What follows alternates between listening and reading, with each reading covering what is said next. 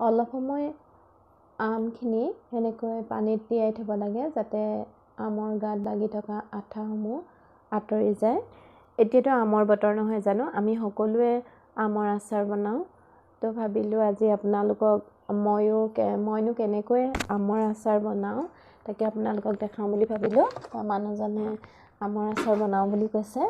আমি দুটা পদ্ধতিৰে আমৰ আচাৰ থওঁ, তাৰে এটা পদ্ধতি আপোনালোকক মই দেখাব বিচাৰিছোঁ এতিয়া, আৰু দ্বিতীয়টো পদ্ধতি মই পাছৰ ভিডিঅ'ত আপোনালোকক দেখাম।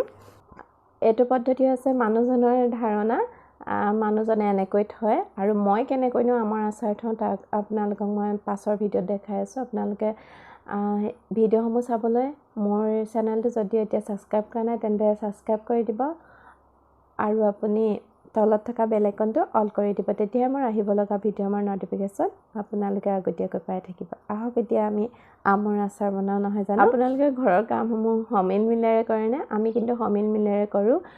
মাইকী মানুহৰ কাম মতা মানুহে কৰিব নালাগে, মতা মানুহৰ কাম মাইকী মানুহে কৰিব নালাগে, এইটো নহয়, আমি দুয়োজনে কৰোঁ। সেয়েহে ভাবিলোঁ আজি প্ৰথম আচাৰৰ ৰেচিপি আপোনালোকৰ লগত মানুহজনে বনোৱা ৰেচিপিটোকে শ্বেয়াৰ কৰোঁ বুলি ভাবিলোঁ। আৰু আপোনালোকেনো কেনেকৈ আমৰ আচাৰ থয় কমেণ্ট বক্সত কমেণ্ট কৰি জনাব দেই। আমখিনি কাটি হ'ল আৰু এতিয়া নিমখ দিয়া হৈছে। এটা ৰাতি নিমখ পানীত আমখিনি তিয়াই থোৱা হ'ব। ভিডিঅ'টো স্কিপ নকৰাকৈ আপোনালোকে চাই থাকক, আৰু যদিহে ভিডিঅ'টো ভাল লাগিছে তেন্তে লাইক কৰিবলৈ নাপাহৰিব, আৰু আপোনালোকৰ আপোনজনলৈ ভিডিঅ'টো শ্বেয়াৰ কৰি দিবলৈ নাপাহৰিব।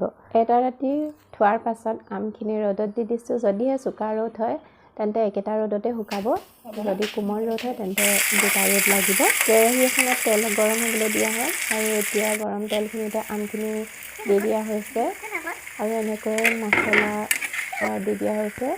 আচাৰত দিয়া মছলা ব্যৱহাৰ কৰিছোঁ, আৰু হালধি নিমখ, কাৰণ নিমখ কম পৰিমাণে অলপ দি দিছোঁ। নিমখটোৱে বেক্টেৰিয়াটো কাটি দিয়ে, সেইবাবে নিমখটো অলপ দিব লাগে।